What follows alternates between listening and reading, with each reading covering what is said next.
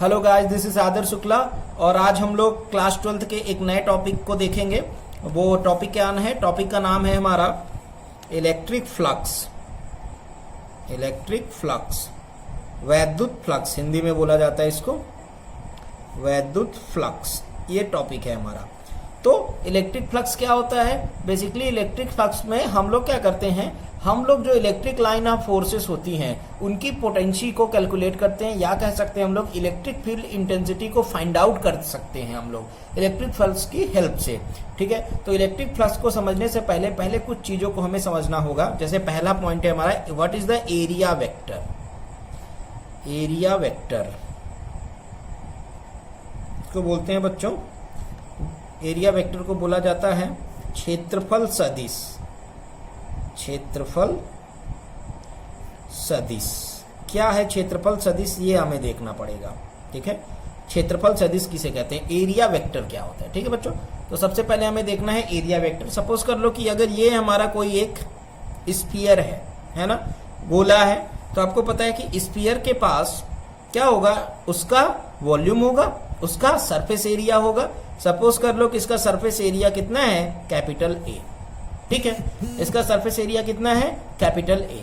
और आपको ये भी पता है कि अगर इसका सरफेस एरिया है कैपिटल ए, अगर मैं बात करूं किसी कॉपी का, तो कॉपी का जो फेज होता है, कॉपी का पास एक मूव होता है, फेज, वो क्या होता है, हमेशा एक फिक्स डायरेक्शन पे होता है। सेम उसी तरीके से अगर ये सरफेस एरिया है तो ये इसका क्या हो गया, मैग्नीट्यूड हो गया एरिया का, और परपेंडिकुलर टू अपवर्ड डायरेक्शन इसकी क्या हो गई, दिशा हो गई कि इसका एरिया लोकेट किधर कर रहा है। तो अगर हम बात करें, हम तब इसको कह दें कि ये क्षेत्रफल नहीं है, तब यहाँ पे क्या है, हमारा क्षेत्रफल सदिश है, क्षेत्रफल वेक्टर है। इसको किससे दिखाते हैं, vector A. Vector A is equal to क्या हो जाएगा, vector A is equal to आपको पता है बच्चों कि इसका मॉड हो जाएगा, मॉड कितना है, ए। इसका परिमाण कितना है, इस क्षेत्रफल का ए परिमाण है, और साथ में इसकी डायरेक्शन क्या है, एन कैप। तो यही हमारा क्या हो गया बच्चों, क्षेत्रफल सदिश हो गया। ठीक है, दूसरा हमें क्या समझना पड़ेगा, दूसरा हमें समझना पड़ेगा सॉलिड एंगल। सॉलिड एंगल, घन कोण, हिंदी में बोला जाता है बच्चों घन कोण। ये क्या है? ठीक है, तो थोड़ी सी अटपटी डेफिनेशन है, पहले इसकी डेफिनेशन सीख लेते हैं। सपोज कर लो ये कोई एक स्फेरिकल सरफेस है हमारा, ठीक है, एक गोलीय वस्तु है, ठीक है, एक गोला है। ठीक है, तो क्या करना है, सपोज कर लो ये इसका सेंटर हो गया बच्चों ओ। हम क्या करें, अगर इसके सरफेस से एक छोटा सा पॉइंट आइसोलेट करें, है ना, ये इसका क्या हो गया बच्चों, सरफेस, और इसके सरफेस से एक छोटा सा भाग हमने कट करके बाहर निकाला, और इस सरफेस को जो हमने निकाला, अगर उस पर एक स्पर्श रेखा खींचे, क्या खींचे, टेंजेंट। क्या खींचे बच्चों, टेंजेंट। ये देखो, एक टेंजेंट इधर, एक टेंजेंट इधर, तो ये क्या करेगा, इसके सेंटर पर कुछ एंगल फॉर्म करेगा। क्या करेगा, इसके सेंटर पर कुछ एंगल फॉर्म करेगा। इस एंगल को ही बच्चों क्या कहते हैं, घन कोण। मतलब सिंपल डेफिनेशन अगर बोलें तो आप कह सकते हो कि किसी गोलीय पृष्ठ पर, किसी गोलीय पृष्ठ पर काटे गए सूक्ष्म अंतःखंड, ये हमारा क्या है, सूक्ष्म अंतःखंड है, काटे गए सूक्ष्म अंतःखंड के को स्पर्श करती हुई उसके केंद्र पर मिलाने वाली रेखा के मध्य जो कोण बनता है, उसी को बच्चों क्या कहते हैं हम लोग, सॉलिड एंगल कहते हैं, घन कोण कहते हैं। क्या कहते हैं हम लोग इसको, घन कोण, सॉलिड एंगल। क्लियर है बच्चों? तो घन कोण क्या होता है, ये आपको समझ में आ गया। ठीक है, घन कोण को किससे डिनोट करते हैं, डी ओमेगा से। इसका फॉर्मूला क्या होगा, ये देख लो, D omega is equal to होता है, जो इसका क्या होगा, जो हमने इसका एरिया लिया है ना, जो हमने इसको आइसोलेट किया है, इसका एरिया क्या है, इसका एरिया है, सपोज कर लो कितना है हमारा, डी ए। क्या है इसका एरिया, डी ए।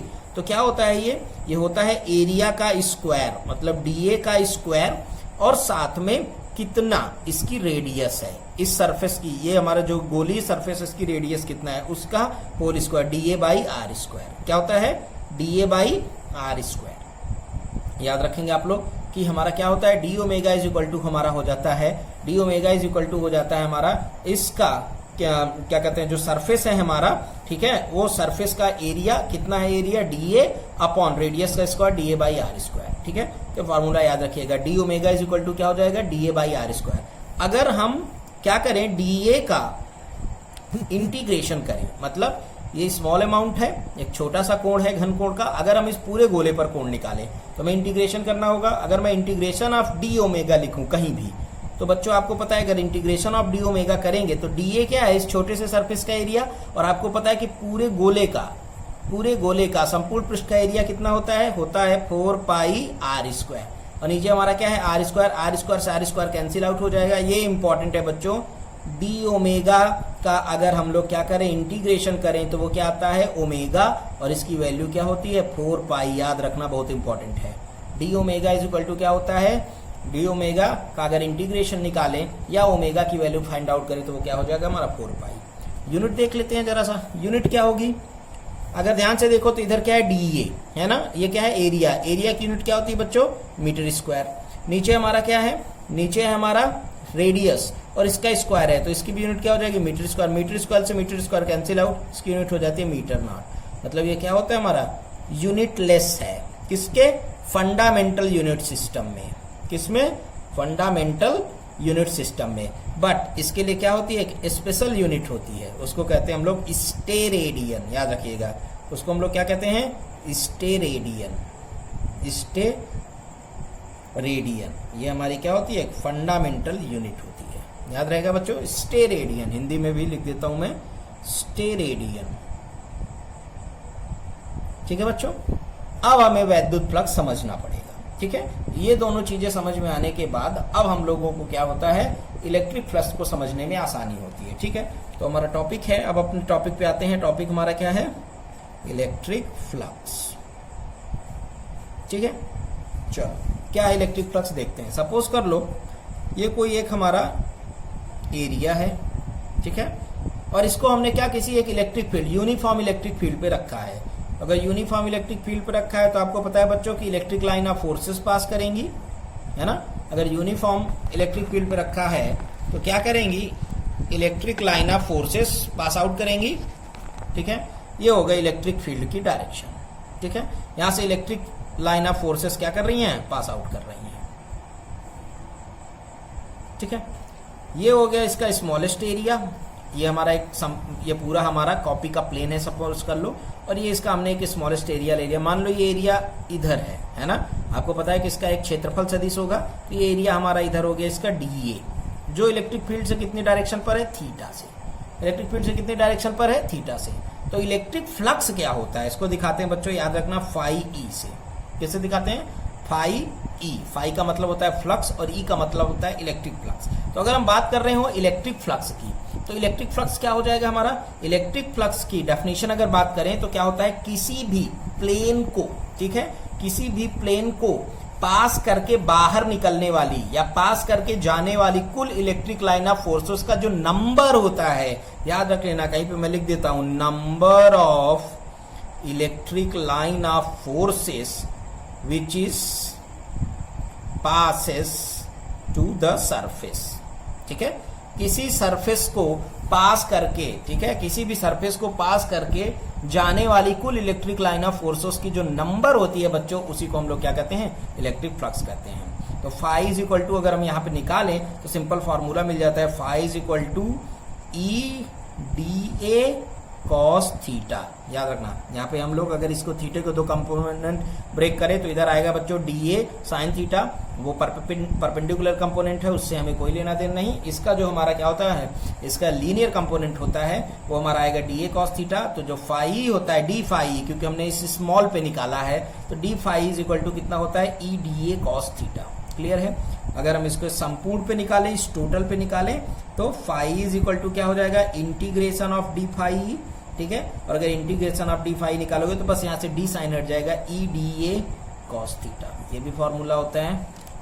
ठीक है, और अगर इसको हम वेक्टर फॉर्म में लिखें तो बच्चों ध्यान से देखो, ई क्या है वेक्टर क्वांटिटी, ए क्या है वेक्टर क्वांटिटी, अभी हमने देखा था। ठीक है, ई हमारा क्या है वेक्टर क्वांटिटी, ए वेक्टर क्वांटिटी, और इसके साथ में क्या है कॉस थीटा। आपको पता है अगर कोई दो वेक्टर क्वांटिटी है और उसके साथ में कॉस थीटा हो तो ये दोनों का क्या होता है डॉट प्रोडक्ट।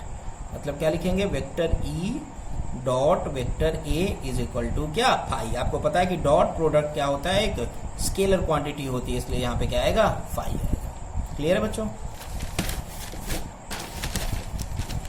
चलिए, तो यहाँ से हम लोगों ने इलेक्ट्रिक फ्लक्स को अपने देखा है, इसकी यूनिट पे थोड़ा सा देख लेते हैं कि इलेक्ट्रिक फ्लक्स की यूनिट क्या होती है।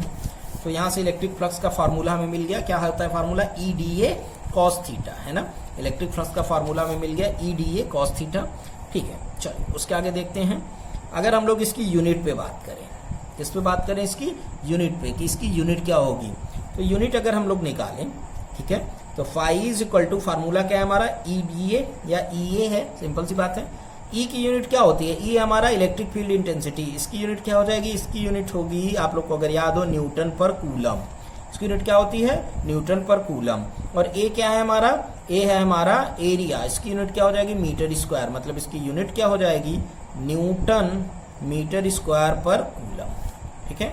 डायमेंशनल फॉर्मूला अगर लिखे, न्यूटन का क्या लिखते हैं, MLT-2, मीटर का क्या लिखते हैं, L2, कूलम का क्या लिखते हैं, AT, ठीक है।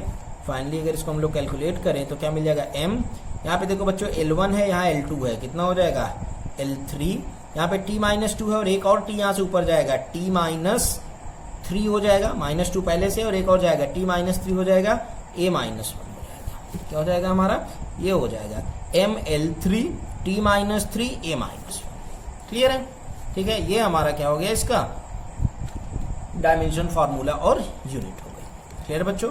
तो ये हो गया हमारा क्या, इलेक्ट्रिक फ्लक्स, ठीक है। इलेक्ट्रिक फ्लक्स अगर आपको बच्चों समझ में आ गया हो, देन हम लोग अपना एक टॉपिक स्टार्ट करते हैं। वो टॉपिक है हमारा गॉसेस थ्योरम। गॉसेस थ्योरम क्या कहता है, इसको देख लेते हैं हम लोग। गॉसेस थ्योरम, गॉस की प्रमेय, एक टॉपिक ही है बच्चों, बहुत ज्यादा आप लोगों के एग्जामिनेशन में इससे रिलेटेड न्यूमेरिकल भी आते हैं और क्वेश्चन भी पूछे जाते हैं। तो गॉसेस थ्योरम क्या है, इसको हम लोग बच्चों देखते हैं, ठीक है।